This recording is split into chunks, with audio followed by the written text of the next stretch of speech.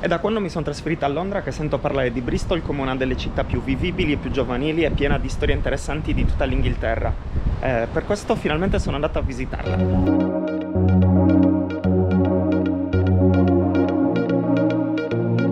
Io e Diana abbiamo preso una stanza vicino a Wapping Wharf, nel porto della città, che nei secoli ha avuto un ruolo di primo piano nella storia e nell'economia inglese. Da qui partivano infatti le navi dirette in Irlanda e Nord America. La più famosa è senza dubbio la SS Great Britain. Progettata dall'ingegnere Vittoriano Brunel, quando fu varata nel 1843, era di gran lunga la più grande avveniristica imbarcazione al mondo. What is the connection between this place and Falkland Islands? You didn't understand? No. Nel 1970, dopo decenni di abbandono nelle isole Falkland, fu riportata a Bristol e trasformata in un museo. Vista la bella giornata di sole, abbiamo deciso di continuare a costeggiare il fiume Avon e di andare ad attraversare quello che viene considerato unanimemente il simbolo della città, il ponte sospeso di Clifton. We're gonna go up through here and then we're gonna cross the bridge. Yeah. Per raggiungerlo abbiamo dovuto camminare più di mezz'ora e attraversare un bosco sulla collina. Siamo riusciti nella strada e adesso possiamo andare ad attraversare il ponte. Le macchine devono pagare £1, mentre noi che siamo pedoni possiamo andare senza pagare. Oh, guarda quanto è alto qui! Con 214 metri di lunghezza ai tempi della sua costruzione, fu il ponte a campata unica più lungo del mondo. La struttura si eleva a 75 metri sopra il fiume Avon e non è un caso che qui, nel 1979, due membri dell'Università di Oxford si cimentarono nel primo bungee jumping moderno. Subito dopo furono arrestati, ma il video del loro salto fece il giro del mondo, dando inizio alla popolarità di questo sport estremo. Stiamo quasi per terminare di attraversare il ponte di Clifton. Terminato nel 1864, ben 5 anni dopo la sua morte, anche questo ponte, come la SS Great Britain, è stato progettato da Brunel, che è tuttora considerato uno degli ingegneri più innovativi di ogni tempo. Infatti, oltre a ponti e navi, egli si occupò anche della realizzazione del primo tunnel sotto il Tamigi a Londra o della Great Western Railway, la ferrovia che connette la capitale inglese con il sud-ovest del paese, e con la stessa Bristol, dove ha progettato anche la vecchia stazione di Temple Meads. Adesso andiamo a vedere lassù che cosa c'è. Dall'altro lato del ponte abbiamo attraversato un bellissimo parco e l'elegante e verdeggiante quartiere di Clifton, prima di tornare verso il porto passando per la moderna Millennium Square, e poi di corsa verso casa per vedere la partita dell'Italia agli europei.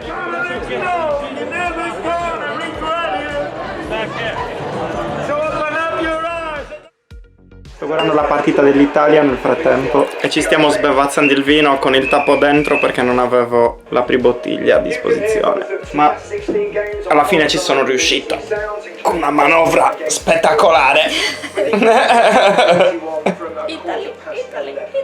Per fortuna l'Italia sta vincendo 2-0 e quindi adesso posso stare più tranquillo. E una volta terminata siamo andati a cenare al porto.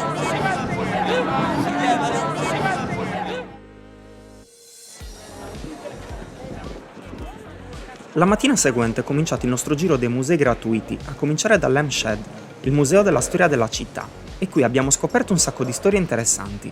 Bristol, ad esempio, è la città che ogni anno ospita il più importante festival di mongolfiere d'Europa e ha ottenuto anche tanti altri primati nel settore dell'industria aerospaziale. Ma purtroppo è stata nei secoli anche un'importante crocevia per la tratta degli schiavi, e forse non è un caso che proprio qui siano scoppiate tra le più eclatanti proteste del movimento Black Lives Matter, in seguito all'uccisione di George Floyd da parte della polizia negli Stati Uniti.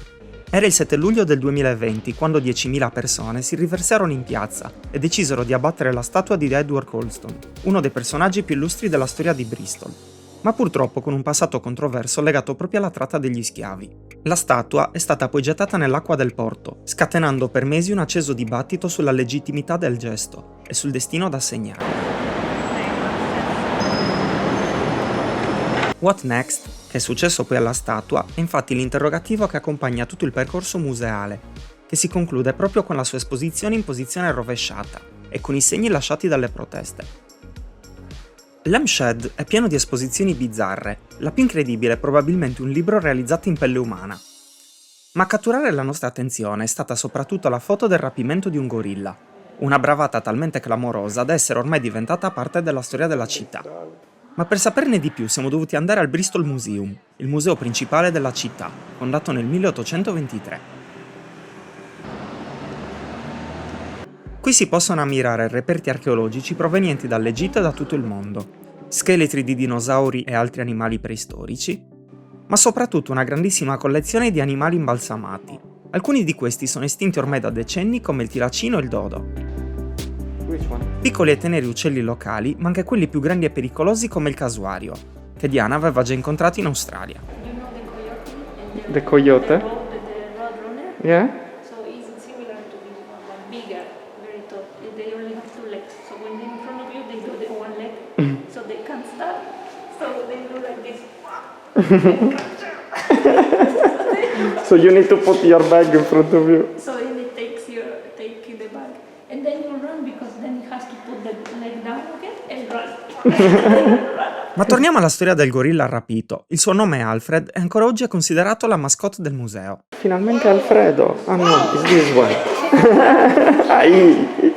Questa è la storia di Alfredo. Arrivò ancora cucciolo allo zoo di Bristol nel 1930 e si distinse dagli altri gorilla per il suo temperamento giocoso e amichevole, tanto da divenire presto l'attrazione principale soprattutto per i bambini. Morì nel 1948, ma fu, fino a quel momento, il gorilla più longevo mai vissuto in cattività. Venne imbalsamato ed esposto proprio qui nel museo di Bristol, dove continua ad essere una celebrità, anche a causa di una storia incredibile. Nel 1956, infatti, scomparve dal museo e riapparve magicamente 3 giorni dopo. In occasione della Rag Week, una settimana in cui le organizzazioni studentesche raccolgono fondi organizzando degli scherzi, alcuni di loro pensarono che prendere in prestito Alfred sarebbe stata un'idea grandiosa. Per questo una notte si introdussero nel museo.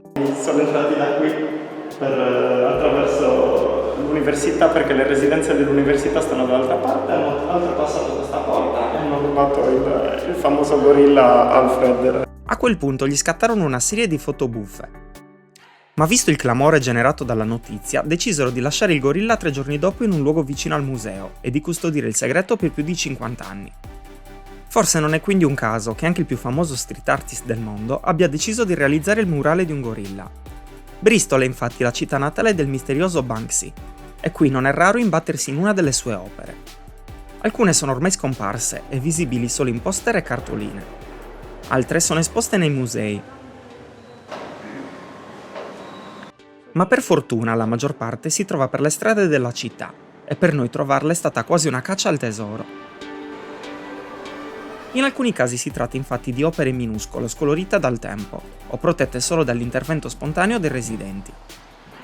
La maggior parte si trova nei quartieri di St. Paul's e Stokes Croft, insieme alle opere di tanti artisti che hanno contribuito a rendere Bristol una delle capitali mondiali della street art.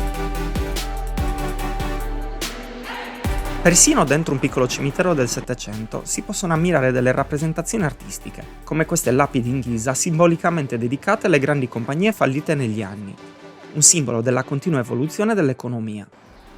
Tornando verso il centro abbiamo disceso Christmas Steps, una delle strade più caratteristiche e antiche di Bristol, grazie alla sua scalinata del 600, ai suoi pub e alle sue botteghe artistiche. Sorprendentemente pare che il suo nome non abbia nulla a che vedere col Natale, ma sia dovuta alla storpiatura di una parola locale molto simile a Christmas.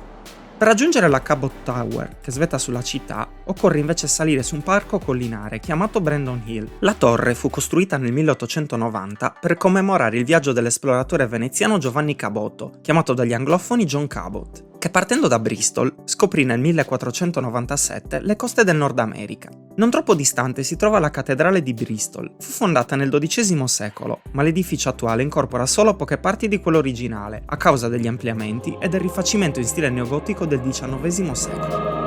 Una storia molto simile anche per la St. Mary Redcliffe, totalmente rifatta nei secoli. Soprattutto la sua imponente guglia, abbattuta da un fulmine nel 1446 e ricostruita nel 1872, fino a pochi anni fa ancora l'edificio più alto della città. Sorte diversa per la Temple Church, edificata dai Cavalieri Templari, distrutta dai bombardamenti nazisti nel 1940 e mai più ricostruita. Il medesimo destino è toccato alla St. Peter's Church, che si trova all'interno di Castle Park, dove sono infatti presenti tanti riferimenti relativi alla Seconda Guerra Mondiale e alle sue vittime. Proprio di fronte a questo parco si trova l'antico ponte di Bristol, durante il Medioevo coperto da edifici come Ponte Vecchio a Firenze. Spostandosi verso il centro ci si può invece imbattere in un orologio indietro di 10 minuti. Si trova al The Corn Exchange ed è un omaggio al fatto che in passato la città decise di adottare un proprio orario basato sulla sua posizione geografica rispetto a Greenwich. In questa zona si trovano tanti mercati, da quello tradizionale di St. Nicholas, semivuoto a causa della pandemia, a quelli moderni come il Cabot Circus e The Galleries. Alla fine a me Bristol è piaciuta tantissimo, l'ho trovata molto diversa dalle altre città inglesi, che peraltro vi mostrerò nel mio canale, quindi iscrivetevi, mi raccomando. E niente. Ah no, dimenticavo una cosa veramente importante. A Bristol sono state inventate anche le barrette di cioccolato. Ciao!